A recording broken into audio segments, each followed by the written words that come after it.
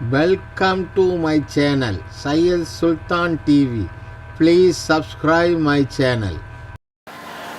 ரொம்ப சுருக்கமான ஒரு தீர்ப்பு சொல்லலாம்னு நினைக்கிறேன். ஏன்னா பெருவாரியாக இந்தியாவில் யாரும் தீர்ப்பை மதிக்கிறதே இல்லை.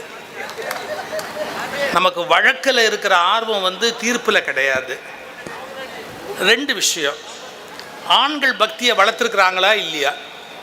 63 நாயன்மார்களை எடுங்க, ஆழ்வார்களை எடுங்க, பின்னால் வந்த ரமணர், ராமகிருஷ்ணர், வள்ளலார், தாயுமானவர், இப்படியெல்லாம் ஒரு பட்டியலை எடுங்க. நியூமரிக்கலி, அதாவது எண்ணிக்கையினுடைய அடிப்படையில் பார்த்தா ஆண்களுடைய பட்டியலுடைய நீளம் ரொம்ப அதிகம். ஆனால் 11 ஆழ்வார்கள் இருக்கிற இடத்துல ஒரே ஒரு ஆண்டாள் பெண் இருக்கிறார். ஆனால் என்ன சொல்லுவாங்க தெரியுமா? வைஷ்ணவத்தில் 11 ஆழ்வார்களுடைய பாடல்களை ஒரு தட்டில் வச்சுட்டு ஆண்டாளுடைய பாடலை ஒரு தட்டில் வச்சா சமமாயிடும்பாங்க. ஏன்னா 5 குடிக்கு ஒரு சந்ததியாய் எல்லா ஆழ்வார்களுக்கும் அவ தான் வாரிசு. அப்போ ஆண்டாள அவ்வளவு, அதாவது பிறப்பிலிருந்து வளர்ப்பு வரையிலே பேதமர, எப்படி திருத்துழாய் போலே ஒரு துளசி மாதிரி முதல் இலையிலேருந்து நறுமணத்தோடு இருப்பது ஆண்டாள் அப்படின்னு. சைவத்துக்கு பார்த்தீங்கன்னா காரைக்கால் அம்மையாருக்கு கொடுத்த இடம் வேற யாருக்குமே கிடையாது. இதையெல்லாம் அவங்க எடுத்து அழகாக எடுத்துரைத்தார்கள். அவங்க தரப்புலேருந்து பேசும்போது, இவங்க தரப்புலேருந்து பேசும்போது ஆண்களுடைய பெருமையை எடுத்துரைத்தார்கள். இப்போ நம்ம எப்படி முடிவுக்கு வர்றது? இப்போ நான் உங்களை எல்லாம் உட்காத்தி வச்சுக்கிட்டு ஆண்களும் பக்தியை வளர்த்தார்கள், பெண்களும் பக்தியை வளர்த்தார்கள்னு சொன்னேன்னு வச்சுங்க, இதுக்கு எதுக்கியா 1.5 மணி நேரம் எங்களை பணியில் உட்காத்தி வச்ச? இதுக்கு ஒரு பட்டி மண்டபம், அதுக்கு ஒரு நடுவர், என்ன நினச்சிக்கிட்டு இருக்கிற கேட்பீங்களா இல்லையா? இப்போ ஒரே ஒரு நபரை எடுத்துக்கிறேன், அதுலேருந்து நான் போகிறேன். பழைய ஆழ்வார்கள், நாயன்மார்கள் இவங்கெல்லாம் செஞ்சதை விட உலகத்தில் இந்து மதத்தை வளர்ப்பதற்கு, பக்தி நெறியை எடுத்து நிறுத்துறதுக்கு ஒரு ஆச்சரியமான மனிதர் வந்தார். யாரு? விவேகானந்தர். இப்போ இவங்கெல்லாம் தமிழ்நாட்டுக்குள்ள வளர்த்தாங்க, அதிகபட்சம் இந்தியாவுக்குள்ள வளர்த்தாங்க. ராமானுஜர், ஆதிசங்கரர், மத்வாச்சாரியார் எல்லாரும் இங்கே இந்தியாவுக்குள்ள வளர்த்தாங்க.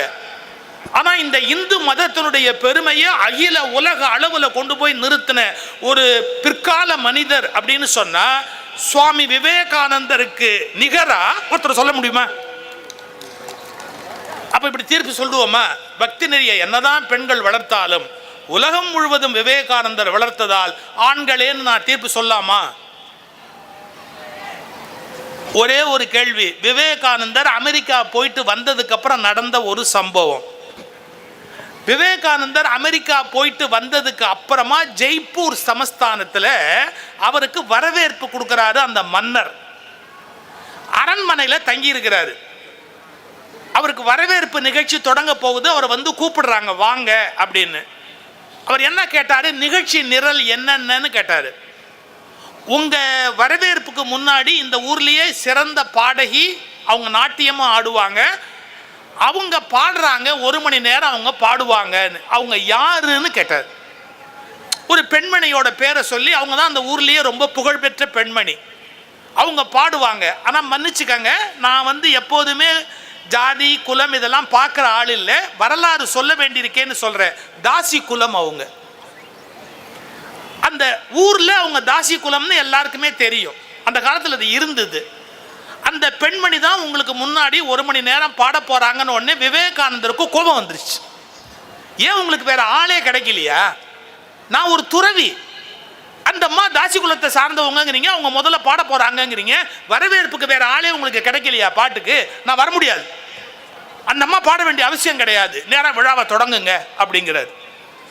நேராக போய் அந்த அம்மா உட்காந்துட்டாங்க. அவங்ககிட்ட சொல்கிறாங்க, நீங்கள் பாட வேண்டாமா, விவேகானந்தர் வரணும்னா நீங்கள் பாடக்கூடாதுன்னு சொல்கிறாரு, அதனால நீங்கள் பாட வேண்டாம் அப்படின்னாங்க. அந்த அம்மா என்ன சொன்னாங்க தெரியுமா? நத்திங் டூயிங், எனக்கு இன்னும் 1 மணி நேரம்னு போட்டிருக்குது, நான் பாடுவேன், அவர் வந்தால் வராரு, வராட்டி போகிறாரு, எனக்கு அதை பற்றி கவலை கிடையாது, நான் பாடிட்டு தான் போவேன்ட்டாங்க. இந்த பெண்மணி பாடுறாங்க, சிங்கம் மாதிரி அவர் அங்கே நடக்கிறாரு, அப்படி உலாவிக்கிட்டு இருக்கிறார் விவேகானந்தர். இந்த அம்மா எவ்வளோ பெரிய அறிவாளி தெரியுங்களா?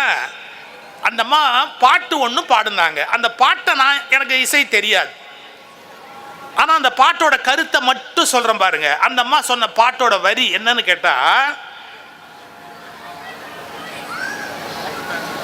நம்முடைய மக்கள் கடவுள் சிலை ஐம்பொன்னாலே செய்யப்பட்டிருக்கிற பித்தளையாலே செய்யப்பட்டிருக்கிற சிலையை பெரிதாக நினைத்து நம்முடைய மக்கள் வணங்குவார்கள்.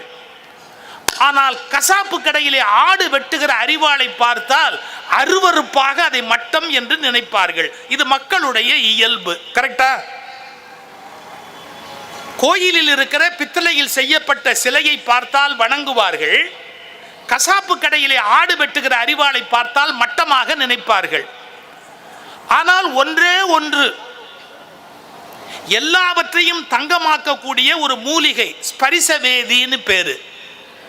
அந்த ஸ்பரிசவேதிங்கிற அந்த கல் இருக்குல்ல, பாரஸ் அப்படின்னு ஒரு கல். அது அந்த பாரஸ்ங்கிற கல் எப்படின்னு கேட்டா, இரும்புல பட்டா இரும்பு தங்கமாயிடும், பித்தளையில பட்டா பித்தளை தங்கமாயிடும், வெங்கலத்தில் பட்டா வெங்கலம் தங்கமாயிடும். எல்லாத்தையும் தங்கமாக்கக்கூடியது பாரஸ்கல். இந்த பாட்டு வருது அப்படியே. எப்படின்னா, மூட ஜனங்கள் அரிவாளை மட்டமாக நினைப்பார்கள், வெண்கல சிலையை பித்தளை சிலையை உயர்வாக நினைப்பார்கள். ஆனால் பாரஸ்கல் மட்டும் அப்படி நினைக்காது.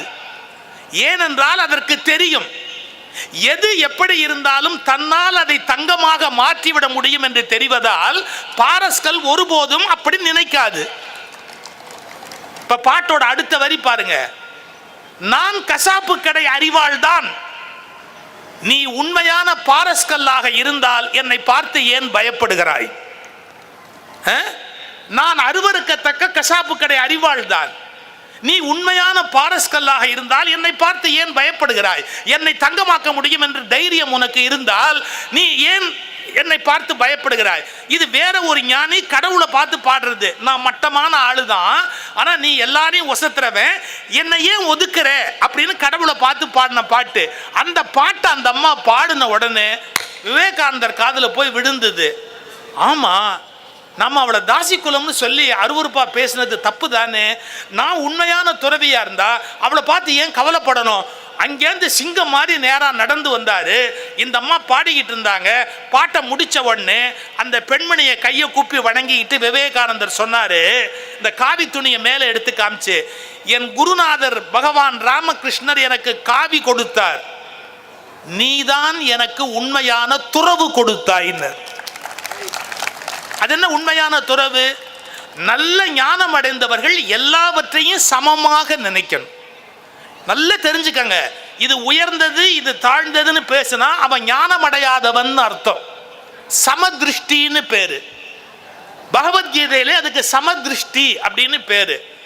துவந்த நிலை, அதாவது ரெண்டு நிலையில இது ரொம்ப ஒஸ்தி இது ரொம்ப மட்டம் அப்படிலாம் யாரும் நினைக்கலையோ, சமதிருஷ்டியோட யார் இருக்கிறானோ அவன்தான் பண்டிதன். பகவத்கீதையில் இருக்குது. அப்போ எல்லாரையும் அவங்க ஏதோ ஒரு தாழ்ந்த இடத்துல இருக்கலாம், இல்லை ஏதோ ஒரு சூழ்நிலை வறுமையில் இருக்கலாம், இல்லை எதுவாக இருந்தாலும் அதை சமமாக நினைக்கக்கூடிய பக்குவம் வர்றவன் ஞானி ஆகிறான். இப்போ உலகத்தையே மாற்றியது ஒரு ஆண். யாரு? விவேகானந்தர். அந்த விவேகானந்தரையே ஒரு புரட்டுனது யாரு அப்படின்னு பார்த்தா தாசி குலத்திலேருந்து வந்த ஒரு பெண்ணு. யோசிச்சுக்கோங்க. இப்ப நம்ம எப்படி தீர்ப்பு சொல்றது? அப்ப நெறியை வளர்த்தவர்கள்னு சொல்லி ஆண்னு சொல்றதா பெண்ணுன்னு சொல்றதா? இது உங்க முன்னாடி நான் வச்சிருக்கிற கேள்வி. இப்ப இன்னொன்னு கேட்கட்டுமா? ஆணா இருந்தாலேயே பக்தி நெறியை வளர்த்துள்ளான்னா ஆழ்வார்கள் தன்னை ஏன் பெண்ணை ஆக்கிக்கிட்டு பாடணும்? திருஞான சம்பந்தர் என் வெள்வளை சோரன்னு பாடுறாரு. ஆம்பளையா இருக்கிற ஞான சம்பந்தர் தன்னை ஏன் காதலியா மாத்திக்கிட்டு பாடணும்? நம்மாழ்வார் பராங்குச்ச நாயகி பரகால நாயகின்னு தன்னை பெண்ணா மாத்திக்கிட்டு பாடுறாரு. ஏன் பாடணும்? உங்களுக்கு உச்சம் சொல்லட்டுமா? பகவான் ராமகிருஷ்ணர் பக்தியில நான் பெண்ணா இருந்து கும்பிட்டா அந்த அன்பு நல்லா இருக்கும்னு தன்னை ராதையா நினைச்சுக்கிட்டு கண்ணனை உபாசிக்கிறார். இவர் தினம் காலையில சிவப்பு பட்டு புடவையை கட்டிக்கிட்டு பூ பறிப்பாரு. அந்த பூவை எடுத்து கிருஷ்ணனை பாடிக்கிட்டே போய் கிருஷ்ணனுக்கு போடுவாரு. தன்னை பெண்ணாவே நினைச்சாரு, பெண்ணாவே பாவிச்சாரு. சார் திடீர்னு கோயிலுக்கு வரல. அவரு ஒரு 4-5 நாள் கழிச்சு கோயிலுக்கு வர்றாரு. அப்போ கிருஷ்ணன் கோயில் பூஜாரி கேட்டார், என்ன உங்களை ஒரு 3-4 நாளாக கோயிலையே காணுமே, ஏன் வரல அப்படின்னு கேட்டார். அந்த ராதை வடிவத்தில் பெண்ணாகவே இருந்த ராமகிருஷ்ணர் சொல்கிறாரு, நான் கோயிலுக்கு வர முடியாது, ஏன்னா வீட்டு விலக்காக இருந்தேன்னு. என்னங்க, ஒரு ஆணுக்கு எப்படிங்க வீட்டு விலக்கு வரும்?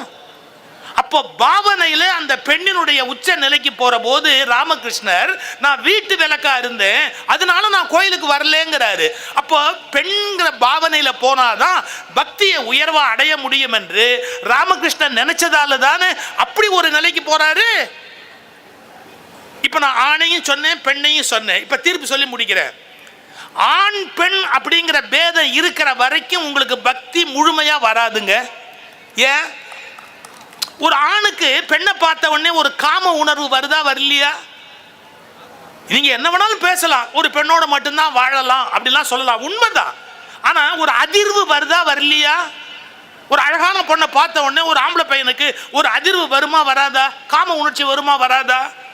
நான் கூட சொல்றது உண்டு, டே தம்பி, 16 வயசுல உனக்கு அது மாதிரி ஒரு பொண்ணை பார்த்த உடனே உடம்புல ஷாக் அடிக்கலன்னு சொன்னா உன் உடம்புல ஏதோ கோளாறுன்னு அர்த்தம். 65 வயசுலயும் அதே ஷாக் வருதுன்னா உன் புத்தியில ஏதோ கோளாறுன்னு அர்த்தம். கரெக்டா சார்? பருவ வயதுல ஒரு பொண்ணை பார்க்கிற போது ஒரு பையனுக்கு ஒரு படபடப்பு வராதா? பருவ வயதுல ஒரு ஆணை பார்க்கிற போது ஒரு பெண்ணுக்கு ஒரு படபடப்பு வராதா? நல்ல கவனிங்க. அந்த காதல் வந்துடுறதால தான் மனுஷன் என்ன பண்றான், ஆணும் பொண்ணு இணையறான், புள்ள பெத்துக்கிறான், அதுக்கு சொத்து சேர்க்கிறான். கடவுள்ங்கிறதையே நினைக்காம என் பொண்டாட்டி, என் புள்ள, என் பேர புள்ள, பைத்தியம் மாதிரி அதுக்கு சொத்து சேர்த்துக்கிட்டு அப்படியே செத்து போறான். இப்ப நல்ல கவனிங்க, இறைவனை அடைகிற பக்தி நெறிக்கு தடையாக இருப்பது எதுன்னு கேட்டா ஆண் பெண் அப்படிங்கிற ஒரு உணர்வு. ஆனா ஆண் பெண்கிற எண்ணத்தை தாண்டி, அதாவது பாலுணர்ச்சி, அந்த பாலுணர்ச்சியை கடந்துட்டா பக்தி நெறியோட உச்சத்துக்கு போக முடியும். இப்ப தலைப்பே எப்படி இருக்குது, பக்தி நெறியை பரப்பியவர்கள் ஆண்களா பெண்களான்னு இருக்குது. நான் ரிவர்ஸ்ல சொல்றேன், தன்னை ஆண் என்பதை எவன் மறந்தானோ அவன்தான் பக்தியின் உச்சத்துக்கு போக முடியும். தன்னை பெண் என்பதை எவள் மறந்தாலோ அவதான் பக்தியின் உச்சத்துக்கு போக முடியும். அப்போ ஆண்பால் பெண்பால் என்பது உடம்புக்கு உண்டு, ஆண்பால் பெண்பால் என்பது ஆன்மாவுக்கு கிடையாது. எங்க ஆத்மாவுக்கு எங்கேயாவது ஆண்பால் பெண்பால் உண்டா? சரீரத்துக்கு உண்டு, ஆனா ஆத்மாவுக்கு ஆண்பால் பெண்பால் உண்டா? கிடையாது. அப்ப நான் எப்படி தீர்ப்பு சொல்றது? பக்தி நெறியை பெரிதும் வளர்த்தவர்கள் ஆண்கள் என்றும் சொல்ல முடியாது, பெண்கள் என்றும் சொல்ல முடியாது. பக்தி நெறியை பெரிதும் வளர்த்தவர்கள் பக்குவப்பட்ட ஆன்மாக்களே. அதற்கு ஆண்பாலும் இல்லை பெண்பாலும் இல்லை என்பதால் பக்தி நெறியை பெரிதும் வளர்த்தவர்கள் பக்குவப்பட்ட ஆன்மாக்களே என்பதை தீர்ப்பாக சொல்லி, அருமையான ஏற்பாடு செய்த அனைத்து உள்ளங்களுக்கும், பேரூர் செயல் அலுவலர் அவர்களுக்கும், பேரூர் அரங்காவலர்கள் அத்துணை பேருக்கும், இந்த அறநிலையத்துறையை சார்ந்து பணிபுரிந்து கொண்டிருக்கிற நண்பர்களுக்கும், இறைவனை பூஜிக்கின்ற அன்பர்களுக்கும், சிவாச்சாரிய பெருமக்களுக்கும், தேவாரம் மோதுகிற அத்துணை பெரியோர்களுக்கும், பணியிலும் கூட இந்த பக்தியோடு காத்திருக்கிற உங்களுக்கும் பணிவன்பான வணக்கத்தை சொல்லி, பக்தி நெறியை பெரிதும் வளர்த்த பெருமை சரீர பிரஜை இல்லாத ஆன்மாக்களுக்கு மட்டுமே பக்தி நெறியை பெரிதும் வளர்த்த பெருமை. நன்றி, வணக்கம்.